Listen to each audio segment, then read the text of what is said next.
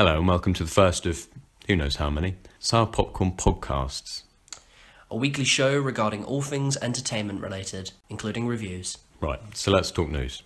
I know it's not recent news, but last week it was finally confirmed that J.J. Abrams will be directing Star Wars Episode 9.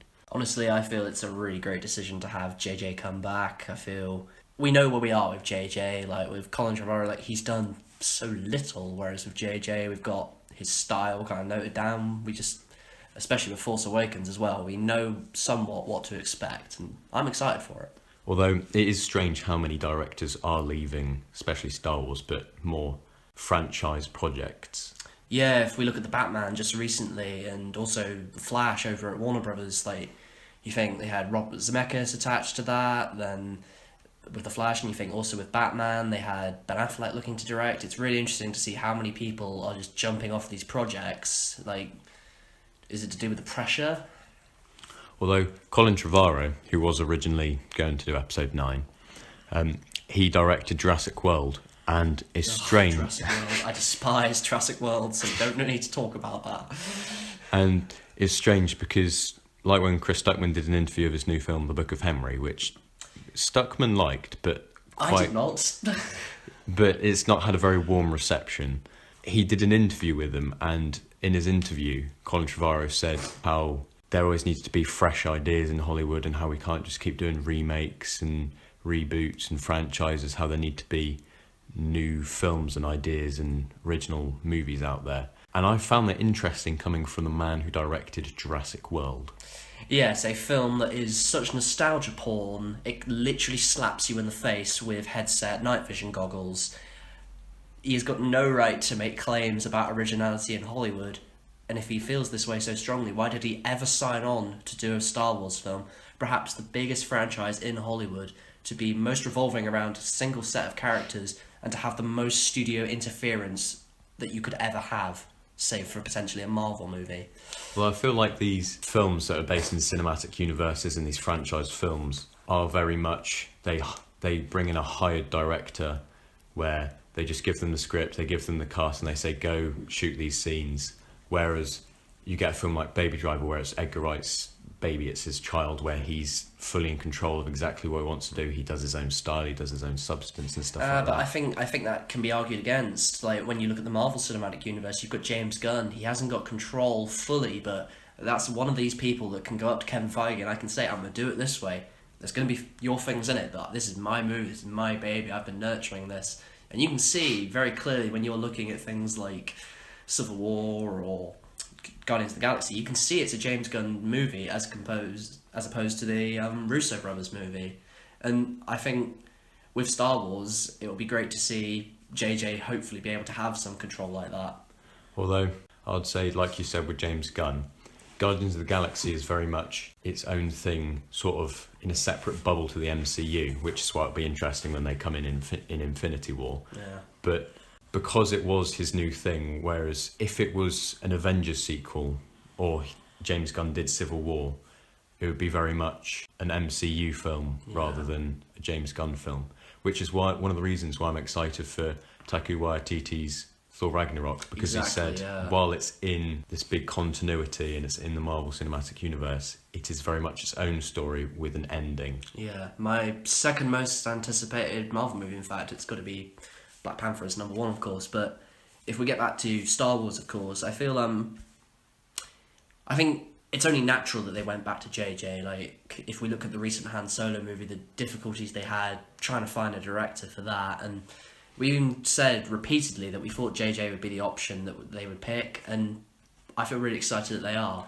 Although with the Han Solo movie, I was very excited for Phil Lord and Chris Miller, but now they've just brought Ron Howard in. Ron Howard is known to just, like in Arrested Development, he just finishes people's projects and he just stands in, and he creates movies so people can keep the rights for it. And I obviously know that's a joke in Arrested Development. While he has made really good films, he just sort of seems like a stand-in hired director rather than it being his own vision. Yeah, there is no doubt about that, but I think at the end of the day, with characters like Phil Lord and Chris Miller, these are two really independent filmmakers, and as we've been saying with the Marvel thing, you've got these studio heads like Kathleen Kennedy, you've got Kevin Feige. Zack Snyder when he was doing parts of Justice League for Warner Brothers. And that's why you need a director that's going to get on really well with these heads. Like, James Gunn has got a great relationship with Kevin Feige. JJ is going to have brilliant relations with Kathleen Kennedy. He made her $1 billion with Star Wars The Force Awakens. He's probably going to do it again with Episode 9, especially if Rian Johnson does a good job with Last Jedi. But that's what you need in these pieces. We need someone who can not only get on with that head, but can make a great movie, which we know JJ can. With Phil Lord and Chris Miller, however, there's just such distinctive styles and different ways of doing things that I don't think it would ever have worked. And even if we had received the final product, I think ultimately we would have been disappointed with it. I don't think that we would have been disappointed in it, because no one had any expectations for the Lego movie, but then they surprised everyone with how genuinely good that was. And I feel like they're just handing these directors their scripts and not letting them do their vision, whereas at least if we did have the final Phil Lord and Chris Miller film, it may not have been the best Han Solo film, but it would have at least been their visions rather than studios. Yeah, exactly. It's the parable of Josh Trank's Fan 4 stick. If you think about it, I would much rather have seen Josh Trank's failure than the studio piece of crap that we got. But at the end of the day, what more can we really expect? This is Star Wars. It's like we've been saying, it is the world's biggest studio franchise. I think it's only really rivaled by James Bond. So to expect a director to have any real total creative control, I think, is just out of the question when it is this big and Disney puts this much money into it. Although Rian Johnson said, obviously he's directing The Last Jedi, Rian Johnson said that Disney pretty much left him alone for that one, but that might have been because his vision was very in line with what Disney were expecting, what they wanted. Yeah. So that was probably why he was left alone. And it may also just be the thing that Kathleen Kennedy is keen to keep on to what good directors she's got left. I mean, if this becomes a growing trend with her as it is with, like, for instance, Warner Brothers, then Star Wars could be in real trouble. Not for the main trilogy, but for these spin-off movies at least. I mean, I know we've got at least another Obi-Wan Kenobi movie coming, and who's going to direct that? But I think regardless, we're both really excited to see JJ come on. He's been a filmmaker that, as a Trekker, having watched 2009's Star Trek, I've fallen in love with this man. I've been interested and engaged by every film he's ever made, and always on the lookout to see him make more. Although Paramount Pictures aren't very happy with Abrams, because they had a picture deal with him where they'll give him $10 million a year to work on new, fresh films for them. And obviously he had about 3 years out with Force Awakens, and then now he's going to have another few years out for Episode 9. And so Disney compensated Paramount with about $8 million, but that's only 1 year. Yeah. But then again, I don't think Paramount's in much of a position to complain. I mean, this is Star Wars. Like I've been saying, you can't beat Star Wars. Paramount can throw all the money and complaints in it that they want, but if they want JJ, Disney's going to get JJ. And I think it's also the fact that JJ is an amazing multitasker. I don't think there's anyone in Hollywood quite like him who can multitask. This guy was doing Westworld while he was working on Star Wars. He's doing so much, and I really think he could be getting on with things, not to the greatest extent while Episode 9 is going on, but he's still a man who can be working, and he's been working on some scripts. Yeah, like he produces a lot of stuff. Like even his studio, Bad Robot, I really like their marketing techniques of, they have a mystery box and they don't spoil what the film's going to be about. Like the trailers give a general view and synopsis of what it's going to be, but like with 10 Cloverfield Lane, no one knew what was going to happen going in, and then with the original Cloverfield, no one knew what was going on. Yeah, Bad Robot and of course 10 Cloverfield, they really are the, how should I put it, the return of the viral video marketing campaign. Like no one knows what it was. I mean, no one knew what it was, 10 Cloverfield Lane, and then when it came, it fucking came. And I think it's something that's really commendable by that studio. I think that's pretty much it for Star Wars, though. I think, honestly, we are all really excited to see what JJ is capable of doing, and we'll have a clearer idea, of course, after we've seen Last Jedi, which... Well, I cannot wait. Who can't? But something I can't wait for even more is just yesterday we received a trailer for writer-director Alex Garland's new movie, Annihilation. Oh, that's Natalie Portman in it, doesn't it? Yeah, it does. It's also got such characters. I mean, characters. What am I saying? Actors as I can't even name their names. It's the lead lady from Jane the Virgin. Oh yeah. Been such a while since I've seen this trailer, like since last night, but it really captured me was the visuals. When you're looking at the visuals in this film, brilliant. you do not want to be looking at the actors. Like, the wall of light in this trailer looked sensational. The second Natalie Portman touched it, my eyes were just off her. It was something you couldn't take your eyes off, and it reminded me of the sort of visual assault that you get in films like 2001 or Valerian or even Close Encounters of the Third Kind. It was something that just I couldn't take my eyes off. Although, why I am glad they have an actress like Natalie Portman is they have all these special effects and it looks beautiful that you don't want to take your eyes off. But then they've also brought in an actress that can really act. Yeah, Natalie Portman is mesmerise the audience. sensational if you're looking at films like Black Swan, Leon the Professional. Leon's her best film. No way, it's Black Swan, my good sir. Arguably. But regardless, I think Natalie Portman is going to be amazing in this role, and I think it's going to be something that challenges her in a sense. While Black Swan was a physically demanding role, I don't think she's done something like this before, playing this kind of character. But I think that's something that Alex Garland, who is, for those of you who don't know, the writer-director of 2015's Ex Machina, and was also the writer of 28 Days Later, two classics to me, which you can't really argue about, but something he's amazing at in every single one of his films is bringing out characters. If you think about the robot girl from Ex Machina, she was sensational. The military colonel from 28 Days Later, he was absolutely chilling, and the way he just justified things with the amazing dialogue that Garland really comes out with, it makes me more excited for this film than anything else. I think the fact that it's also a source material, like based on a really quite famous book I've heard, it's going to bring in a lot of people, and I think this is going to be a film that really sneaks up on us and really quite surprises us. Because Ex Machina did very well critically, but I don't think it exploded at the box office, whereas this one, especially with Natalie Portman attached, I feel like it's going to do very well. Yeah, like back in 2015, like, as loved as they were, like Oscar Isaac and Domhnall Gleeson, they weren't household names like they potentially are today, especially after Star Wars. But I think now that you've got some of these bigger Star Wars, yeah, exactly, and now that you've got some of these stars attached, you're gonna get a lot bigger opportunities, I think, in this movie for more people to come and see it. But I think more importantly, we're gonna get more. How should I put it?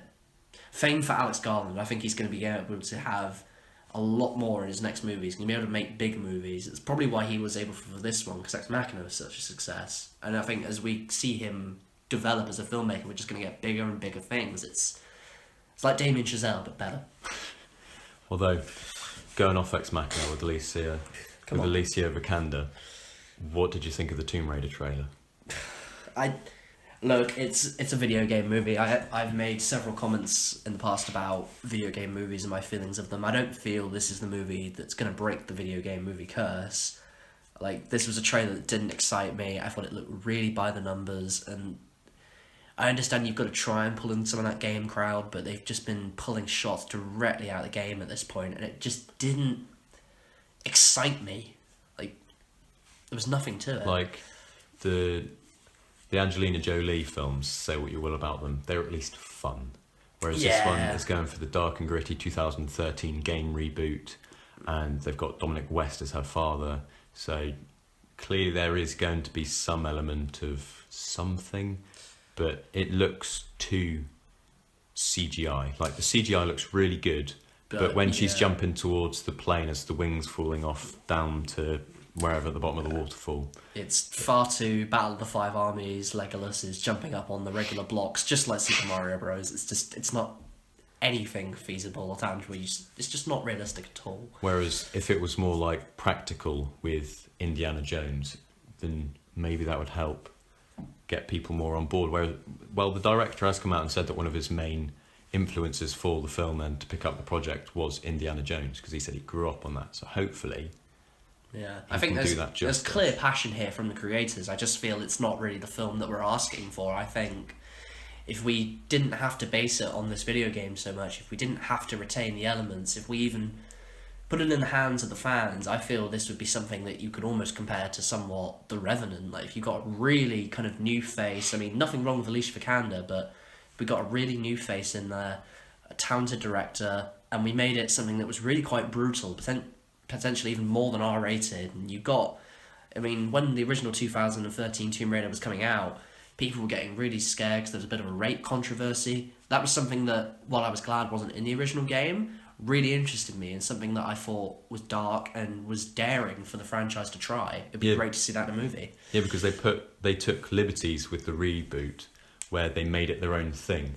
Whereas, like with the DCEU at the moment, they tried to make it dark and gritty, and while that works with Batman, it doesn't work so well with Superman, it doesn't work so well with Suicide Squad, because it's supposed to be more fun. So that's why in the Justice League trailer, they're just trying to be a Marvel movie. Whereas I did respect the DCEU for trying to be separate and trying to be interesting, trying to be dark.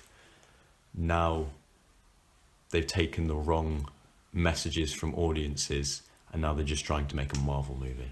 Yeah, while I am probably the biggest uncelebrated fan of Man of Steel, honestly, I love it to pieces. I can agree that this dark and gritty tone is appearing in far too many films. Like, you're just getting, time after time again, films that think they are more adult than they need to be. Look at what we got with Power Rangers. It wasn't the most dark and gritty film ever, but Jesus, they didn't need to look like that in those armors. Just give them the campy, dreadful look. And although Matthew Vaughn, the Kingsman director, has come out and said that he likes the fun and he likes the comedic side of Kingsman, because he said the world's in such a difficult position at the moment where it sort of needs levity, and people go to the pictures to escape the stress and stuff. So it's good entertainment rather than everything having to be dark and gritty after Bond, like after the Daniel Craig Bonds, everything's just been dark and gritty. Whereas in Spectre, they were adding in a few jokes. Yeah, exactly. I think Kingsman is something I would much rather see than another Tomb Raider movie or any video game movie, if I can be perfectly honest. But now that I think we've discussed Annihilation, and as promising as the film that looks to be, we have got to focus on what's now, and what's right now is Kingsman, the Golden Circle. Yes, manners maketh man. And so we now go to our first review that we're doing on the podcast. Kingsman, the Golden Circle. First, we're going to talk about spoiler-free, and then we'll do a warning and we'll say spoilers, and if you haven't seen it already, because quite a lot happens. Yeah, considerable spoilers are on the way. Right.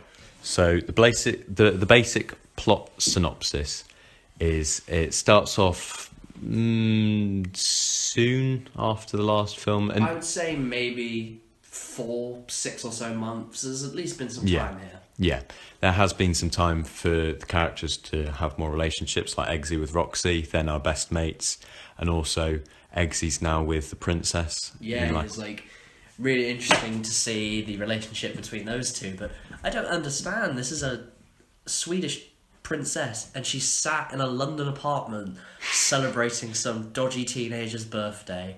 It really annoyed me. Who says romance is dead? Yeah, shut up. Yeah, it was a really great film. It's nice to see Taron Egerton come out on top of his performance from the original Kingsman. He's now growing as an agent, as the new Galahad. He's kind of settled into his role as one of the Kingsmen, but then disaster strikes when Julianne Moore's new villainous character, Poppy, comes in and causes some havoc. So what did you think of the film as a whole? Because it surprised me with the bad reaction that it's gotten. Like, it's only 50% on Rotten Tomatoes. I know you shouldn't look at the percentage, you should look at the overall rating. But it's only 50% on Rotten Tomatoes, and people are really tearing this film apart. Yes, look at the overall rating. The percentage doesn't matter. But yeah, I agree with you. I think the reaction that this film is receiving is really, really unjustified. Yeah, I understand it's a sequel, and yeah, it's not a superior sequel, but this is still a really technically well-made and competent movie. It does some really funny things, Great action is seen throughout, and there's a story where you actually care about the characters. That's something really rare for movies these days. I loved seeing this film. You could tell Matthew Vaughn and everyone that was involved was having a blast making it. I really don't get what's coming from it. It's maybe what we're starting to call the Guardians of the Galaxy 2 paradox, where that was a film of 2014 where nobody had any expectations of what it was going to be, similar to Kingsman, and everyone loved it. 2 came out this year, Guardians of the Galaxy Volume 2, as I'm trying to say, and that in my eyes was not as good. We knew what was coming, we knew what to expect from these characters, we'd seen that well before, and that was what we got with Kingsman. Yes, they try and introduce the Statesman, which is the new American cousins of the Kingsman in this movie, but it leaves very little to really be different. This is very much by the numbers. Characters return. It's no secret that Colin Firth does come back from this movie, and really there's no real difference apart from his character in the first one. Yeah, he does go through some problems with his mentality, but really by the end, the third act of this film, they are all back to how they pretty much were in the first movie, and that was something that annoyed me a little bit. Although something like with a lot of Vince Vaughn projects like Kick-Ass and now Kingsman, when it then comes to the sequel, because the first one was so well received and the story was coming from nothing to then becoming a superhero or becoming a spy, because those films start off realistic and then they get over the top towards the end, the whole point of those films with the character arcs is that the first ones end with the characters at the top. So then with a sequel, you can't really progress the characters. And I think that's one of the reasons why people aren't so keen on the sequel, Golden Circle. I think there is room to progress characters on this level. Like, I think we're going to have to go into slight spoiler territory now, so you have been warned. There were great ways to progress these characters, and that would honestly be to have killed off more people. In this film, you do receive some characters from the first film, they do die. There is the death of my personal favourite, Roxy. Oh, Roxy. Oh, Roxy. She was Sophie Cookson needs to be in more. Beautiful. She needs to be in more. But the fact that she did die, and Eggsy's best friend, Brandon, and the dog, JB, my friend. Drink for JB. They all died, and it was very kind of... It felt like it came out of nowhere. Yeah, it really did. That's like putting Colin Firth from the first one, Harry's death, at the very beginning of the film, where you're not really you hadn't gotten into it yet, whereas they could have really made Roxy's death emotional, and they killed all these Kingsmen, and they killed Michael Gambon, and it was only worth it for his final line. Yeah. Oh, fuck. But that's what the point is that I'm trying to make. The fact that they kill off so many people, and it is just really, really underwhelming. I think if they had made this a little bit more of an emotional scene, especially with Roxy's death, you could have seen some real progression from Eggsy. In the first film, Eggsy is just doing this because he thinks it's going to be a cool job at the end of it.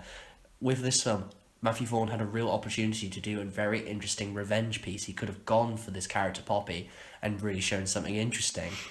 They could have even made it a symbolic thing, like he's trying to live up to the mantle of Colin Firth. Colin Firth could have dealt with Poppy in this situation, and he feels that he can't, and he's trying to rise to that mantle almost, but it wasn't met in this film. Although, like with all the Kingsmen dying at the beginning, it felt like it had the Man of Steel problem, where they just killed so many millions of people, obviously not millions in Kingsman, but they just kill such a large amount of people where it no longer becomes emotional.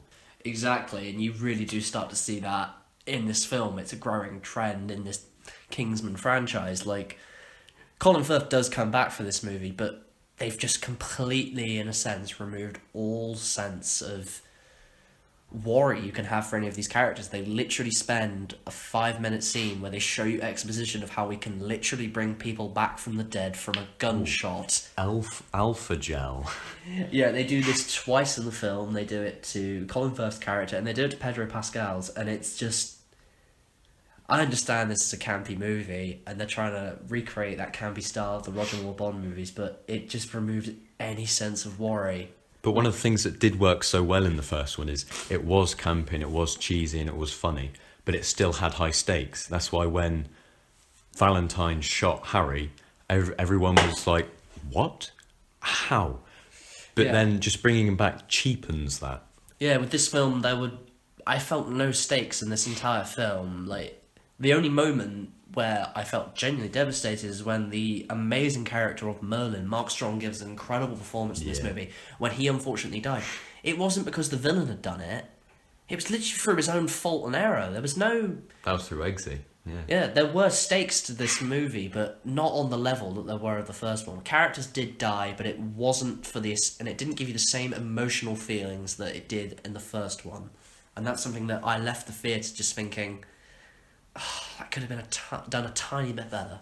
Although, that reminds me, when I saw it last night at View, you know how in View Mark Strong comes on, then he says, hello, and he tells people to turn off their phones. He went, in his Merlin voice, and he was like, hello, turn your phones off, else I will go all church scene on you, because this film does not need to be interrupted by your silly little phones. That is absolutely fantastic. I was laughing my socks off. It was brilliant. I'd have paid good money just to hear Mark Strong say that. He really is, for me, the standout performance of this movie. He is really funny. the heart and soul of it. Yeah, there's he's trying so hard to stand and be this character authority. Remember your training, Eggsy, but there are just so many funny moments from him where you just can't help but fall in love with the character. And it was devastating because just after all the Kingsmen had exploded, and then Eggsy's there pointing a gun at Merlin. Merlin's there only after the mission is done can you shed a tear in private. Yeah, that was a hell of a line from this movie, and there were some truly sensational scenes, like Mark Strong's death being one of them, but we can't go any further without discussing Elton John. There was a scene in this movie where Elton John came and screamed, and I think I pretty much screamed at the sight of it. It was one of the greatest parts of the movies from such an unexpected person. I loved Elton John's cameo, and, well, it was more than a cameo. I loved his part. He was a character. He mattered. And it confuses me when I, hear Mark Commode's review, and he says how he thought it was going to be a cameo, a one-off joke, but then he just thought, when will it end? And I was really surprised by that, because the whole way through I thought it was hilarious. And when the dogs are going at Harry and Colin Firth, and then Elton John just comes in and just goes, Rocket Man. Don't you ever see my movie again? But honestly, it was so freshening for me. There were very few new characters in this movie besides the statesman and the villain Poppy. It was really nice to see someone just come in like that and just, without even trying, be able to make some really quite funny jokes and bring some great humour into it. The best part of Elton John was probably when Poppy was doing that television broadcast. He was like, get out of my room. Yeah. What are you doing in my room? The repeated swearing from Elton John was hilarious at that point. I couldn't get enough of him. And sometimes in films, characters swear too much and it just doesn't feel natural. Whereas in this one, it feels natural because the dialogue is natural and it's not full of exposition. It's just, well, Julianne Moore does exposition. Besides that one alpha gel scene, this is a film that's really dialogue perfect. I think the characters in this film, while, how should I put it, imitations of their previous performances, not really as well done in some cases. Excuse me. At the end of the day, was a great movie. I had a lot of fun watching this. There were problems, and I will admit, it was not the best of the franchise. It wasn't even the greatest sequel as it could have been. There could have been more done to it. But I still love this film. It was a lot of fun. I really enjoyed it. Same. It was more of the same of the first one. And those action sequences, like when Taron Egerton jumped through that lasso at the end. Oh my god, I couldn't get enough of it. And although with the alpha gel, it really did not work for Colin Firth, even though I did sort of like what they did with the character with the butterflies. Yeah, that was an interesting turn, yeah. It did work with Pedro Pascal. Yeah, Pedro Pascal, he was a really, really underrated star in this movie. Star of Game of Thrones and Narcos. He was really, really great in this movie. He did some competent action scenes. He was a really engaging character. He was the surprise villain of the piece. I went in thinking it was going to be Jeff Bridges. He was going to betray them. We had money on it being Jeff Bridges. It turned out to be Pedro Pascal. I didn't see it coming. Only Colin Firth did, and honestly, he was great in this movie. And the best villains are always villains that see themselves as the heroes. And you see, the bit that did annoy me is when he said about Statesman's market share and the money. That was unneeded. But when he was talking about his wife, and then you just knew and understood exactly why he's doing it. Yeah, it was absolutely perfect to see Pedro Pascal do this role. And he shined for me, I think, more than most of the cast. Like, Channing Tatum in this movie... I'm not going to shit on his performance too much, but he did not need to be here. Unless if he's going to be in the third one. He throughout is. the whole film, he did not need to be here. I mean, the most memorable thing that Channing Tatum did is when he cracked out his magic mic moves and he did some dancing in this movie. Pedro Pascal, he's not the name and he's not what brought people to this movie like Channing Tatum was, but he should have been given top billing. He was a great performance in this movie and a great character. I think they cast this film with the poster in mind. Like, Pedro Pascal should have been on the poster. He was arguably the main character. He was the statesman that was in it throughout, rather than Channing Tatum, who just went into deep freeze. Yeah. Bloody Arnold. It was almost the G.I. Joe 3 that we never received, where Channing Tatum briefly comes back and then is murdered quite quickly again, and we don't see him for most of the movie. Oh, those G.I. Joe films are just the best, aren't they? Oh, who doesn't love a G.I. Joe movie? But yeah, I think Kingsman is definitely worth the watch. It's something that, if you were a fan of the original, you're going to go to this, and who knows, you may even enjoy it more. It's just because we're really critical and assholes, really. But honestly, this is a film that you should invest your time and money in seeing. And I am glad that it is doing really well at the box office. Because while it's only earned like 3 million more than the first one did, I'm still glad that people are supporting it, because this is a world and this is a franchise that I'd like to see more of, because it is unique and it's a parody of Bond, where Bonds are just now too serious. I really like Kingsman. I never have a complaint with serious Bond, but I've got to admit, I would love to see a third Kingsman movie, and we can't get a third Kingsman movie unless if people go see it. Ignore the Rotten Tomatoes score. It's a little bit justified, but really, you should just go and see this movie. You're going to have a lot of fun, and most of all, it's going to mean that you're not spending money on it. That's why now we're going to move on to our second review for Stephen King's It movie. I really enjoyed this film because it just came out of nowhere. Like, the box office for this for summer 2017 was dire. Hardly anything made money. This is the worst summer box office in the past 25 years, and it's really shocking. And then Stephen King just whips it out of nowhere with It, and everyone and their grandmas went to see this film. Yeah, it's a really quite shocking thing that this has done so well. This is a movie that's been able to beat Deadpool for the biggest R-rated opening weekend in history, and it did so well from a movie that I really didn't expect to be good. Stephen King gave us this book years ago, and we got the amazing, really great 90s mini TV series, and yet we got this film as well, and it was just really, really well done. The cast of this film is superb. Like, all the kids, there is not a weak link, and especially Georgie, who I don't know how old he is, but he gave a brilliant performance, and it was brutal when his arm was just ripped off. Yeah, the violence and the horror in this film cannot be understated. I personally was not scared by it, but dear Lord, can I see how people will be. This was a really quite shocking and really quite, how should I put it, while the Tim Curry performance is terrifying, what Bill Skarsgård is able to do here is really his own unique thing that is really quite horrifying. Yeah, I agree. It wasn't particularly scary, and quite a few people have said that, and it only had the one jump scare that properly worked. But it's just a charming coming-of-age story. Yeah, this was the Sing Street that we never got. This is like a load of kids coming together in a time of adversity, and they became the heart and soul of the film. I did not come to care about Bill Skarsgård by the third act of this movie, because I was so enthralled by what was happening in the kids' lives. Every single one of them is memorable. They've all got their own unique stories, and they've all been really, really well adapted from Stephen King's original book, which is a really great thing if you consider the child orgy at the end of it. Oh no. Yeah, I'm really glad that is something that didn't play in this movie, and it's great to see that some of the more poorer sections of King's books were removed for this movie. I think it was done really well. The story was tight. It did go on longer than I think it needed to, but I wasn't really complaining. I got time to see these kids, and they really were great.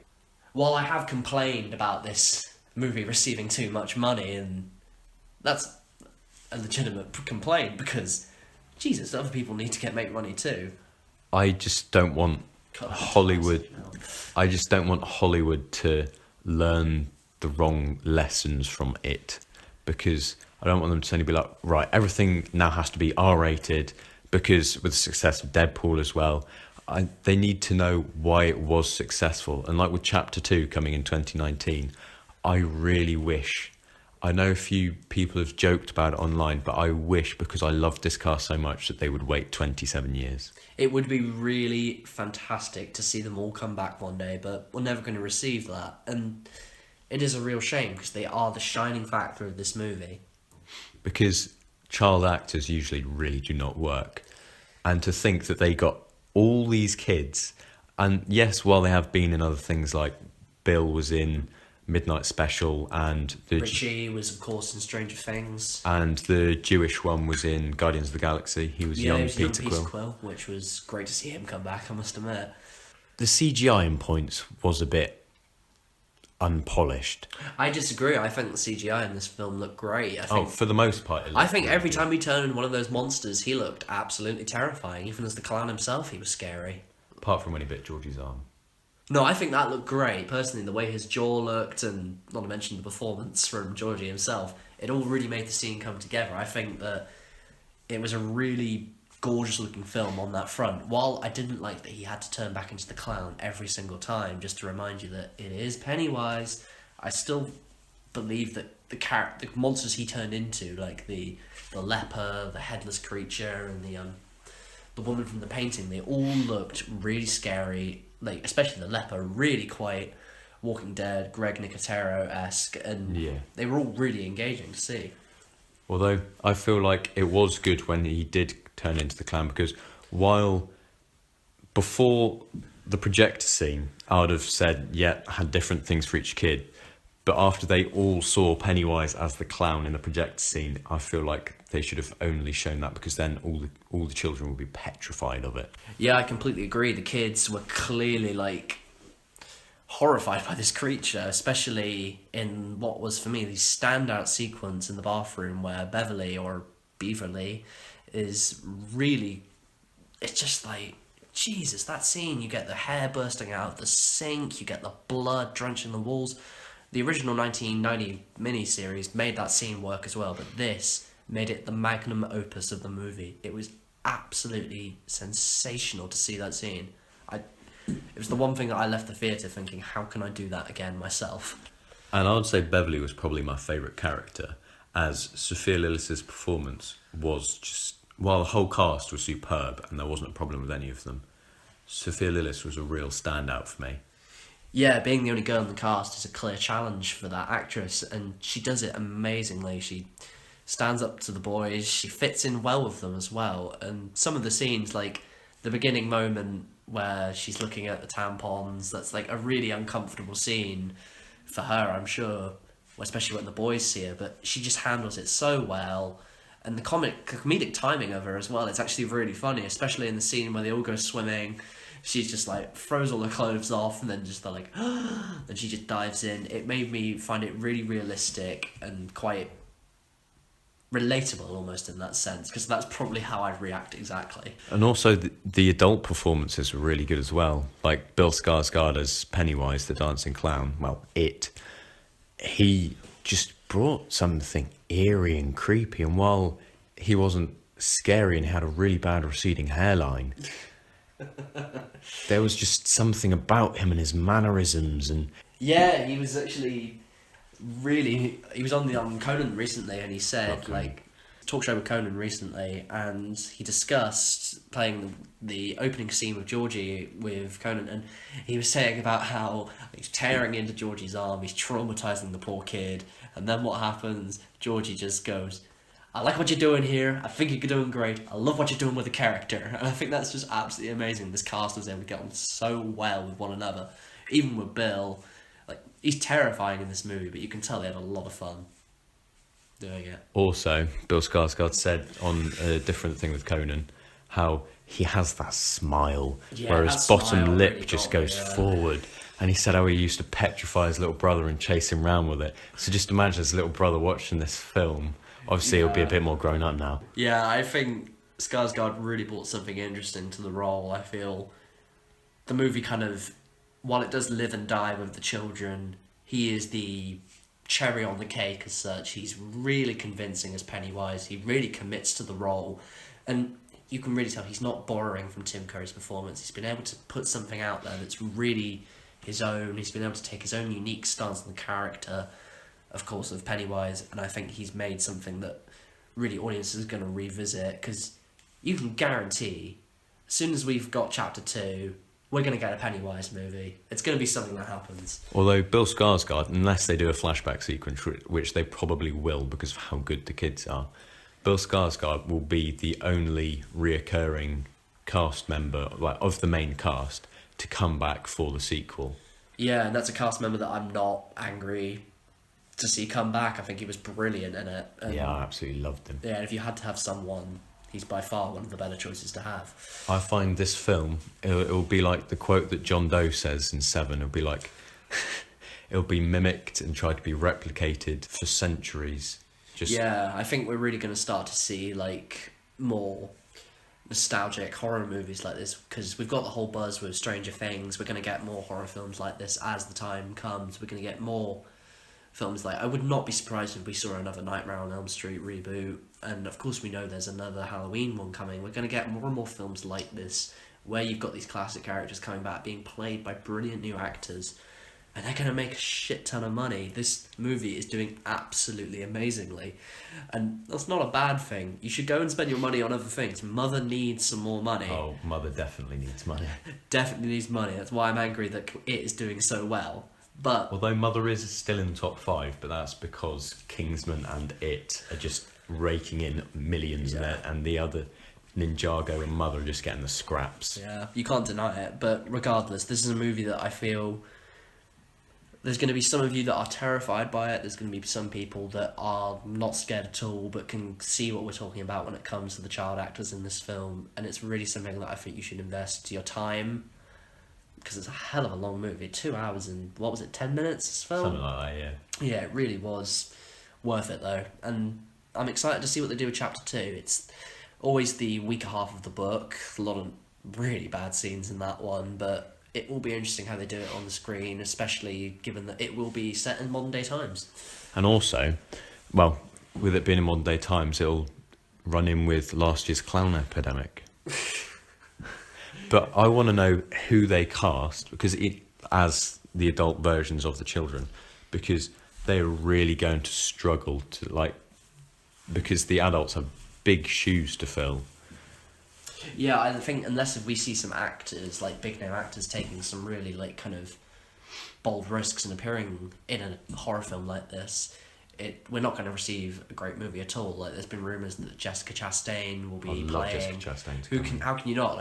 There'll be rumours that she'll be playing the adult Beverly, and that'd be something really interesting to see, because there is in the second half of the book a domestic abuse storyline that Beverly is going through.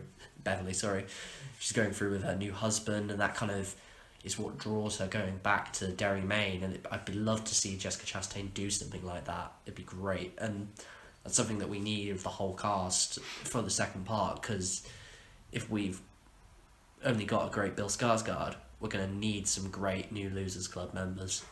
I'd love Jake Gyllenhaal to be in there somewhere. We can only dream, but we're not going to get Jake Gyllenhaal for this movie. I think It Chapter 2 could feature the likes of... I wouldn't be surprised if a Shailene Woodley popped up somewhere, or maybe a Liam Hemsworth. It's not something I want to see. A Hemsworth brother will probably be in there, unfortunately. Yeah, it's not something that I'm desperate for, but it's what it's likely to be. Regardless, though, this is still a film that you should really try and get out there and see. It's going to be out there all October. You can't deny it. I think this film has had some really, really clever marketing. They've released this in September, where they know it's going to do well, people are going to be desperate to see it, and they're just going to make this film run all the way into Halloween, and it's going to make an absolute killing. That's why number 2 is going to be so good, because it's going to have so much money to use. I don't want the second one then to just throw loads of money at it, but then they get the wrong cast and so it doesn't resonate with audiences, because the first one has been so well received. I don't want them to just throw money at it and expect it to be really good. I expect it to do really well and then it just flop, because Stephen King's on a winning streak at the moment. He dipped a bit with Dark Tower, Yeah, but there's no denying that. especially with Netflix's 1922 coming out soon. Yeah, and Gerald's Game, which is actually out tomorrow, which is another film I will be potentially reviewing next week, and I'm extremely excited for what Stephen King is going to be bringing to the big set screen with some revisits to some of his work. It's going to be really cool to see what comes out of this. Me personally, I want to see Firestarter. I know it's going to be good. So yeah, that is our reviews this week for Kingsman, The Golden Circle, and It. We now move on to our other weekly segment, which is the Quickfire Question round. This is where one of us will have a pre-prepared question regarding the topic of film, with a also pre-prepared answer. We will then propose this question to the other player, and they will have to try and come up with their own quickfire response and see if they can come up with an answer that is as good as the original player's answer. So, to start this week, Jake has come up with the first question. So, I propose the question.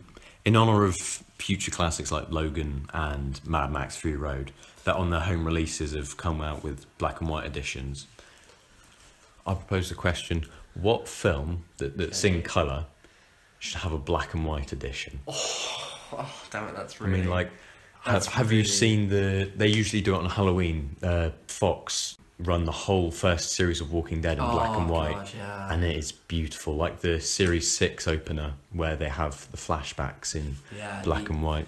I must admit, when they do shows or movies in black and white, I think it is something that's really quite special. It harkens back to these old days of cinema, and I think it really unlocks something in like the film itself that we really don't get to see anymore. So also, this is going to be a really fun question. Also, James Mangold, director of Logan, said while the main film is in colour, they were focusing on how it would look in black and white, and that then made them focus on composition and contrast, and it made the colour version look a lot better. Because black and white, while it doesn't work in everything, like for example La La Land and musicals, because they're very colourful, black and white can work really well. Like there's an interview series, I think it's called Interview with Sam Jones, where he has celebrities in and they just have genuine conversations. It's not just like a chat show where they're just joking and trying to be this facade.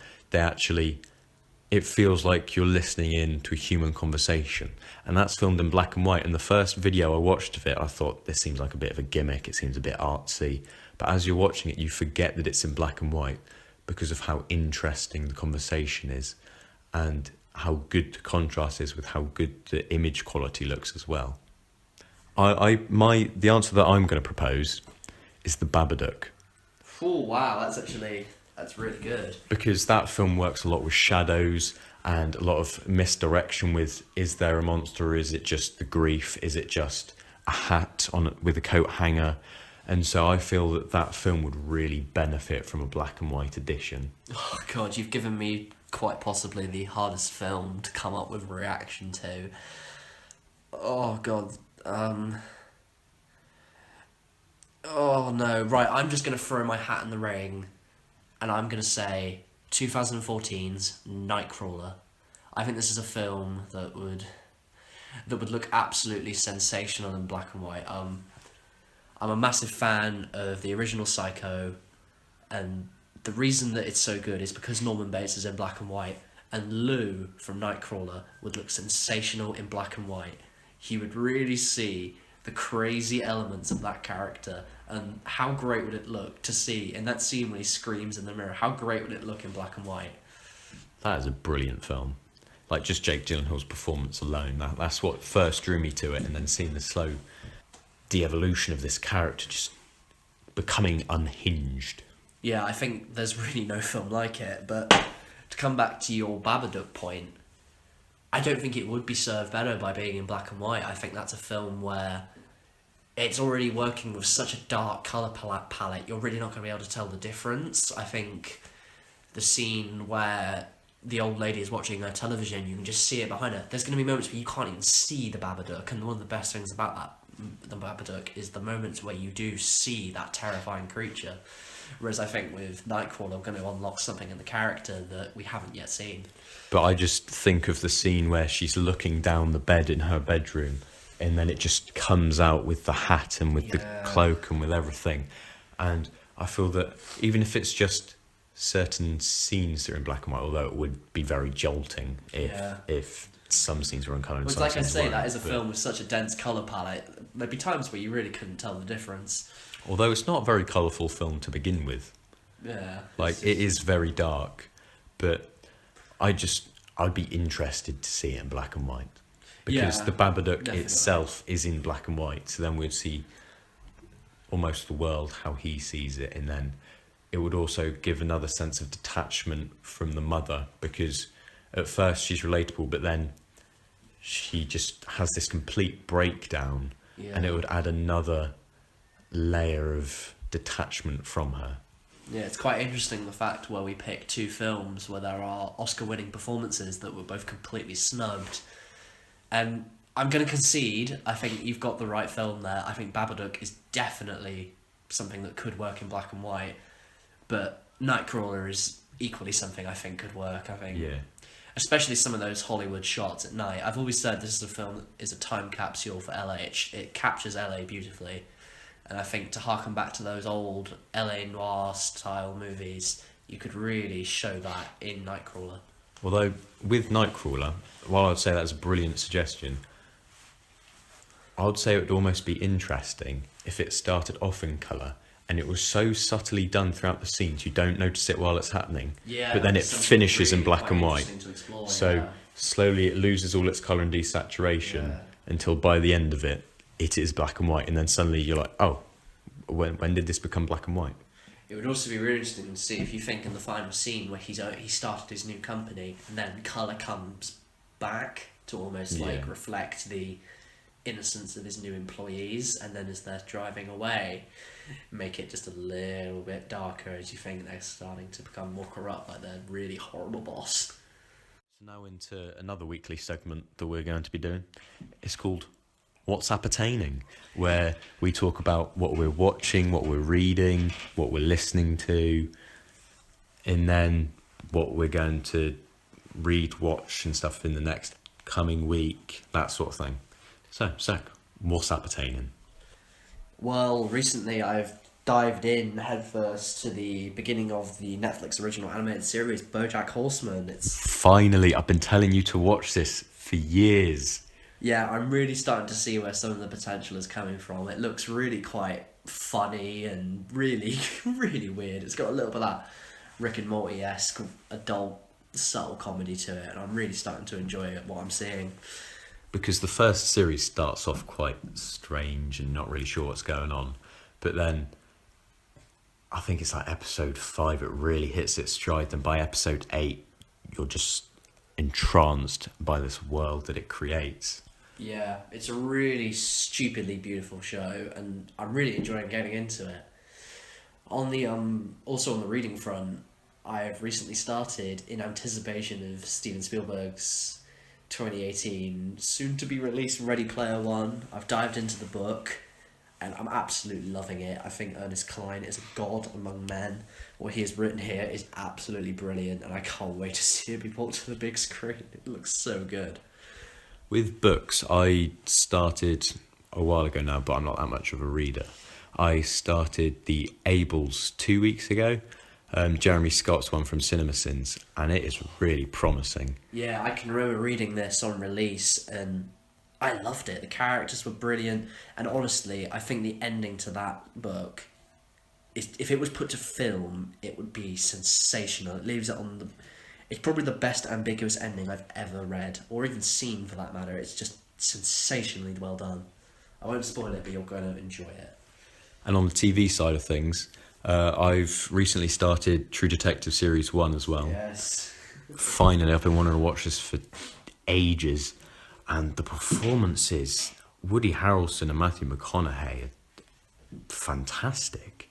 Yeah, it really is a dark and just a stoic set piece of television. It's absolutely sensational. The performances you get from these actors and the story itself is really engaging. That scene where he goes into the biker gang's club and does the robbery, it's just, I was off my seat. I was just screaming at the television.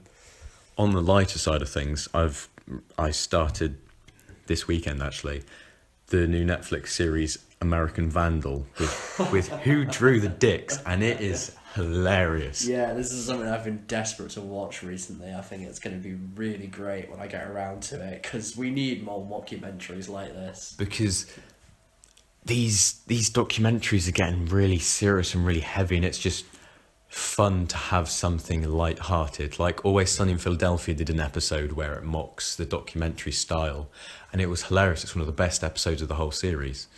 And it's like with The Office, I just love mockumentaries. Yeah, you really can't get enough of those sort of shows. I mean, The Office is an all-time classic, and I think in time this is going to grow to be as well. I can't wait to sink my teeth into this. And so's What We Do in the Shadows by Taika Waititi. That is funny as well. Yeah. Good take on vampires. Yeah, I think Taika Waititi's got enough press. I don't think we need to be giving it any more. He's directing a Marvel movie. I think you've heard enough from him there. Hunt for the Wilder People is actually great. Hunt for the Wilder People is fantastic. One of my favourite films. So yeah, that's, I guess, really what's appertaining. So, before we finish our first edition of the Sour Popcorn podcast, we're going to show you our last weekly segment, which is called Recommendation of the Week. This is where each of us, each week, will give a film or a movie or television series that we feel everyone should watch. I'll be starting this week because Jake did the Quickfire Question, and the film that I'm going to recommend this week is Denis Villeneuve's 2013 epic Enemy. Jake Gyllenhaal gives an absolutely amazing performance in here as himself and as his subconscious, and Denis Villeneuve is able to bring us an absolutely mind-bendingly beautiful story about wrestling with your subconscious and what it means to be a married man. I think it's brilliant, and honestly, it's up there with his best works like Arrival and Sicario. In my opinion, it honestly exceeds Sicario. It's something that everyone should watch, and I can tell Jake is really going to enjoy. I just love the director, and this just makes me even more excited for Blade Runner. Yeah, Blade Runner is a movie I cannot wait to see, especially now that Denis is doing it. Right, so now we've come to the end of our first edition of Sour Popcorn Podcast, and in the famous words of Charlie Brooker from his Weekly Wipe series, at the end, I'm just going to say, go away. Dude, I don't mean to shatter your world right now, but there is a new Red Dead Redemption 2 trailer.